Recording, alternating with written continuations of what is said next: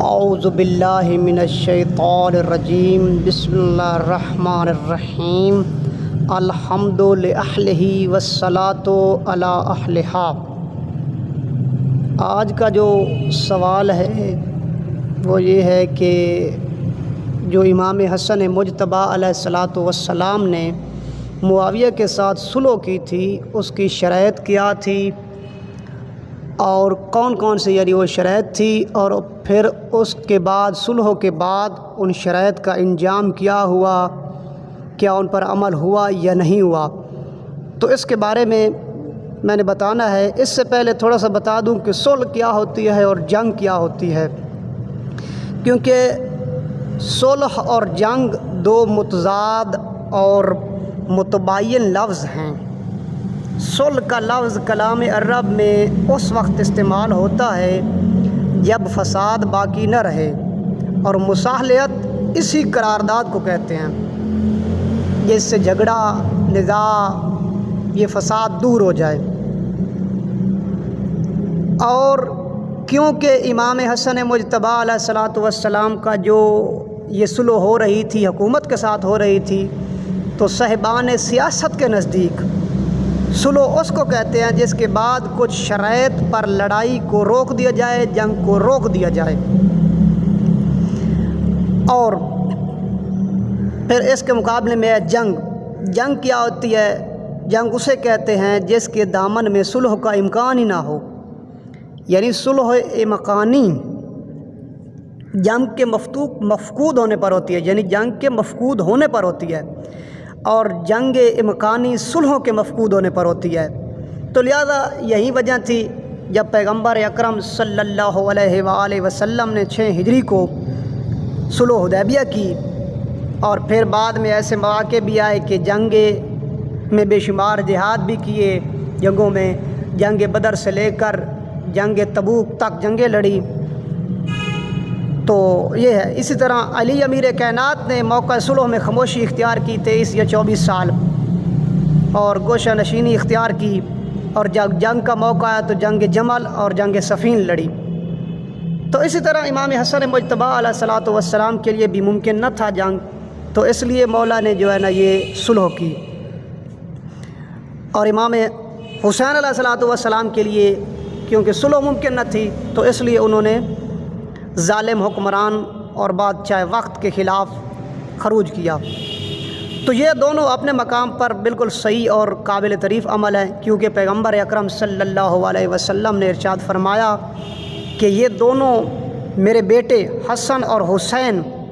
ہر حال میں واجب الاطاعت ہیں، چاہے کسی سے جنگ کریں چاہے کسی سے صلح کریں۔ تو ہم یہ کہتے ہیں کہ اگر امام حسن مجتبیٰ سے بیعت کا سوال کیا جاتا جیسا کہ امام حسین علیہ الصلاۃ والسلام سے کیا گیا، تو امام حسن مجتبیٰ بھی یہی کام کرتے جو امام حسین علیہ السلام نے کیا،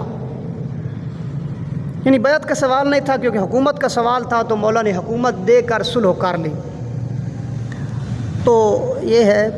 کہ اگر امام حسن سے سوال کیا جاتا تو پھر امام حسن کے پاس فوج کم ہوتی یا زیادہ ہوتی، پھر امام حسن مجتبیٰ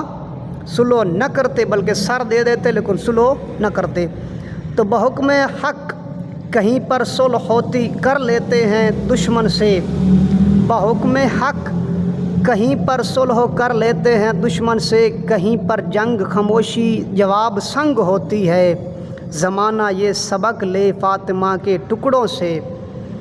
فاطمہ کے ٹکڑوں سے، کہاں پر صلح ہوتی ہے کہاں پر جنگ ہوتی ہے۔ تو شرائط صلح جو امام حسن مجتبیٰ علیہ الصلاۃ والسلام کی شرائط کی، جو صلح کی شرائط تھی، تو وہ میں بیان کرتا ہوں ابھی۔ جو پہلے میرے سامنے کتاب ہے الصواعق المرکہ فی الرد علی بدعہ والزندیقہ، شہاب الدین احمد بن حجر المکی الحیتمی۔ صواعق المرکہ مشہور ابن حجر مکی الحیتمی کی کتاب میرے سامنے ہے، مکتبہ فیاض سے چھپی ہے۔ اس کا 10واں باب ہے، الباب العاشر، یعنی 10واں باب، صفحہ اس کا 398 ہے۔ اس پر یہ صلح کی شرائط لکھتے ہیں کہ بسم اللہ الرحمن الرحیم ھذا ما صلح علیہ حسن بن علی معاویہ بن ابی سفیان صلح علی ان یسلم علیہ ولایت المسلمین علی ان یحمل فیہم بکتاب اللہ تعالی و سنت رسول اللہ۔ پہلی شرط یہ لکھتے ہیں صاحب سوائق الامور کا کہ امام حسن مجتبیٰ نے کہا کہ معاویہ کتاب اللہ اور سنت رسول پر عمل کرے گا، یعنی یہ کتاب اور سنت پر عمل چھوڑ دیا گیا تھا، اس لیے امام حسن مجتبیٰ پہلی شرط یہ رکھ رہے ہیں کہ کتاب اللہ اور سنت رسول پر عمل کیا جائے۔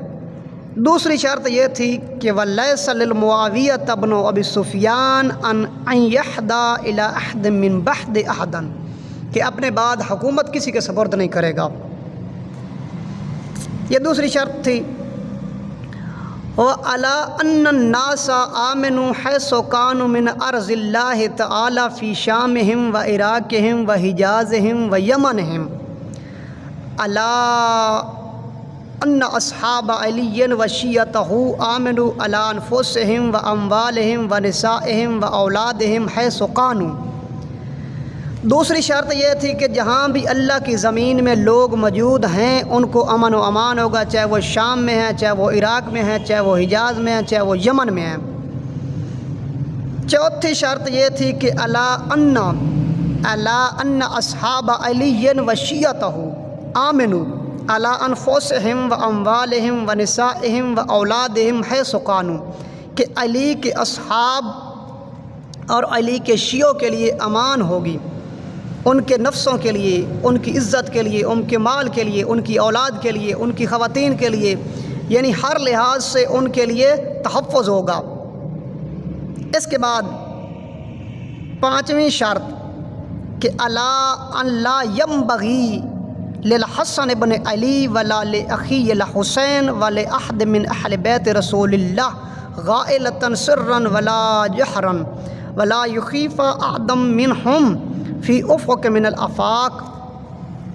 حسن ابن علی اور جناب حسین علیہ الصلاۃ والسلام اور اہل بیت رسول اکرم صلی اللہ علیہ وسلم کو نہ سرًا نہ اعلانیتاً نہ مخفی طور پر تنگ کیا جائے گا، اور نہ ہی ان کو خوف زدہ کیا جائے گا کسی کو، اور نہ ہی ان کو ستایا جائے گا، اور نہ ہی نقصان پہنچایا جائے گا۔ یہ وہ شرائط ہیں جو مشہور ہیں۔ اس کے علاوہ بھی شرائط ہیں، جس میں چھٹی شرط یہ تھی کہ مولا امیر المومنین علی بن ابی طالب علیہ الصلاۃ والسلام پر سب و شتم نہ کیا جائے، جو بنی امیہ کے ممبروں سے ہو رہا تھا اور جس کا بانی خود معاویہ ابن ابی سفیان تھا۔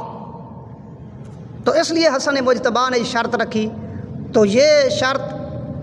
اس کا حوالہ میں دیتا چلوں آپ کو، علامہ ذہبی کی کتاب ہے العبر فی خبر من غبر، العبر فی خبر من غبر، اس کی جلد نمبر 1 ہے اور اس کا صفحہ نمبر 35 ہے، جس پر یہ علامہ ذہبی لکھتے ہیں ثم کاتب الی معاویہ الا ان یسلم الیہ بیت المال وان لا یسب علیًا۔ دوسری شرط یہ تھی کہ علی پر سب و شتم نہ کیا جائے، یہ علامہ ذہبی نے لکھا۔ اسی طرح علامہ ذہبی نے اپنی دوسری کتاب سیر اعلام النبلہ میں جلد نمبر 3 میں لکھا ہے کہ لا یسب علی، اس میں بھی یہی لکھا ہے۔ پہلی شرط، دوسری شرط، یعنی انہیں شرائط میں سے ایک شرط یہ تھی کہ لا یسب علی، کہ علی پر سب نہ کیا جائے، یعنی اس کو روکا جائے، یہ فعل کبھی کو روکا جائے۔ یہ 2 کتابیں۔ اس کے علاوہ یہ تاریخ ابن عساکر کے نام سے مشہور ہے، اس کی جلد نمبر 13 ہے، یہ دارالفکر سے چھپی ہوئی ہے، جلد نمبر 13 صفحہ نمبر 264۔ اس میں انہوں نے جو عبارت لکھی ہے وہ بھی سیم ٹو سیم یہی عبارت ہے۔ اس میں بھی یہی لکھا ہے کہ ولا یسب علی وہو یسمع، کہ علی پر سب و شتم نہ کیا جائے، یعنی علی امیر کائنات پر سب نہ کیا جائے۔ تو یہ تاریخ مدینہ الدمشق جلد نمبر 13 صفحہ نمبر 264 میں یہ لکھا ہے۔ اس کے بعد کتاب ہے میرے سامنے تاریخ ابن خلدون، جس کی جلد نمبر، یہ مجلد ہے مکمل، ایک ہی کتاب ہے، صفحات اس کے مجلد ہے جو میرے سامنے ہے، جس میں صفحہ نمبر اس کا یہ تاریخ ابن خلدون کا صفحہ نمبر ہے 596۔ اس میں بھی لکھا ہے کہ لا یجتمع اور یا یسبو کے لفظ ہیں کہ علی سب و شتم نہ کیا جائے، یعنی یہ شرط رکھی مولا امام حسن مجتبیٰ نے، تاریخ ابن خلدون نے بھی لکھا ہے، صاحب تاریخ ابن خلدون نے، کہ اس پر مولا پر سب و شتم نہ کیا جائے۔ اس کے بعد البدایہ والنہایہ ابن کثیر جلد نمبر 5 صفحہ نمبر 498، تو اس پر بھی لکھا ہے کہ یہ مولا امام حسن مجتبیٰ نے شرط رکھی تھی کہ لا یسب علی پر سب نہ کیا جائے۔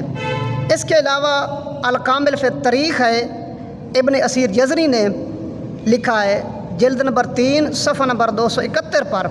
یہی بات لکھی ہے کہ لا یسب علی، کہ علی پر سب نہ کیا جائے۔ تو اب میں یہ بیان کر دوں، یہ شرائط تھی 6 جو مولا امام علیہ الصلوۃ والسلام نے رکھی تھی شرط۔ تو اس کے ساتھ ہوا کیا، تو کامل ابن اسیر علامہ جزری نے لکھا ہے، کامل ابن اسیر میں جلد نمبر 3 ہے، صفحہ نمبر 162 ہے، لکھتے ہیں کہ لم یعف لہ معاویۃ لشیء مما عملہ علیہ، کہ معاویہ نے کسی ایک چیز کی بھی پرواہ نہ کی اور کسی ایک پر بھی عمل نہیں کیا، یعنی معاویہ نے کسی پر بھی عمل نہیں کیا، کسی شرط پر بھی عمل نہیں کیا۔ یہ علامہ جزری کی کتاب ہے۔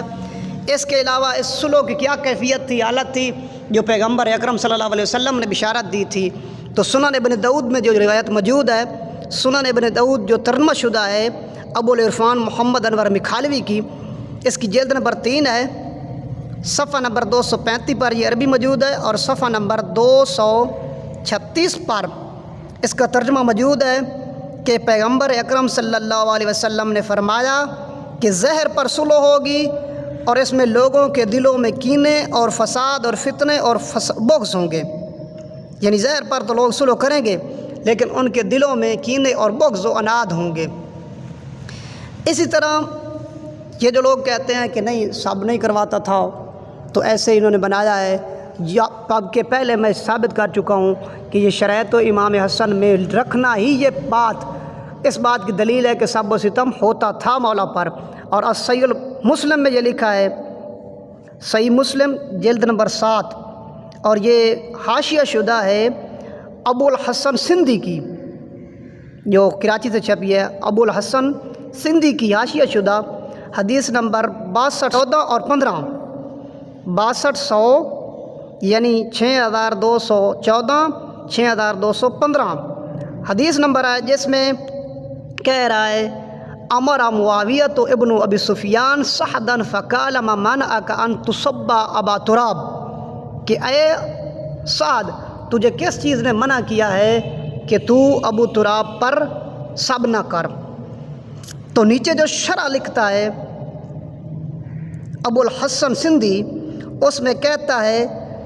کہ ھذا الکلام صریح فی انہ امر بالسب لا انہ سأل عن سب ترک سبہ،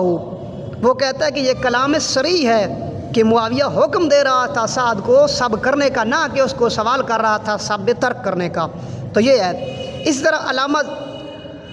ابن تیمیہ نے بھی اپنی کتاب منہاج السنہ میں جلد نمبر 5 ہے، صفحہ نمبر 42 پر یہ اقرار کیا ہے منہاج السنہ میں ابن تیمیہ نے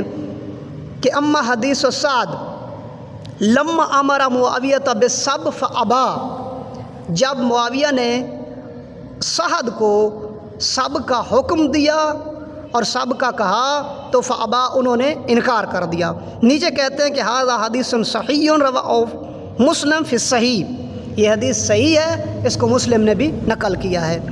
یہ میں نے حال بیان کر دیا ہے کہ امام حسن مجتبیٰ علیہ الصلوۃ والسلام کی شرائط صلح کا جو حال ہوا بعد میں۔ تو اب ایک مشکات شریف کی حدیث میں آپ کے سامنے پیش کرتا ہوں کہ جس میں پیغمبر اکرم صلی اللہ علیہ وسلم نے فرمایا، یہ حدیث مشکات شریف کی جو شرح ہے مشکات المفاتی کی جلد نمبر جو ہے نا 11 ہے، صفحہ نمبر 256 اور 57 پر ہے۔ یہاں پر مناقب فضائل صحابہ ہیں، تو وہاں پر مناقب علی ابن ابی طالب بھی لکھے ہوئے ہیں، اور اسی میں یہ ایک حدیث ہے، فصل ثالث میں حدیث نمبر ہے 6101۔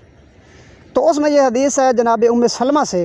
ام سلمہ کہتی ہے کہ قال رسول اللہ صلی اللہ علیہ وسلم، کہ پیغمبر اکرم صلی اللہ علیہ وسلم نے فرمایا، من سب علی فقد سبنی، جس نے علی پر سب کیا گویا کہ اس نے مجھ پر سب کیا۔ تو ملا علی قاری مزید شرح میں لکھتے ہیں کہ فقد سبنی ای من شتم علی فکأنہ شتمنی، یعنی گویا کہ جس نے علی پر شتم کیا اس نے مجھ پر شتم کیا۔ فمقتضاہ ان یکون سب علی کفرا، تو ملا علی قاری لکھتے ہیں آگے کہ اس بات کا تقاضا تو یہ ہے کہ علی کی سب جو ہے نا وہ کفر ہے۔ اسی طرح حاکم نے مستدرک جلد نمبر 3 ایک صفحہ 121 پر لکھا ہے۔ تو یہ سب کوئی عام چیز نہیں تھی جس کو یہ لوگ عام سمجھتے ہیں اور کہتے ہیں کہ وہ اس کا معنی بھی تبدیل کر دیتے ہیں، تو یہ کوئی عام چیز نہیں تھی۔ پیغمبر کہہ رہے ہیں کہ یہ جو بندہ سب کرتا ہے مولا امیر المومنین پر، گویا کہ وہ مجھ پر سب کرتا ہے۔ تو یہ حال انہوں نے کیا بعد میں بھی، جیسا کہ آپ نے بعد میں دیکھا کہ حجر بن ادے کو بعد میں قتل کروایا، اور باقی صحابہ کو اور باقی شیعوں کو بھی بعد میں قتل کروایا گیا۔ یہ صلح کے بعد ہوا سب کچھ۔ تو بہرحال یہ حالات رہے ہیں۔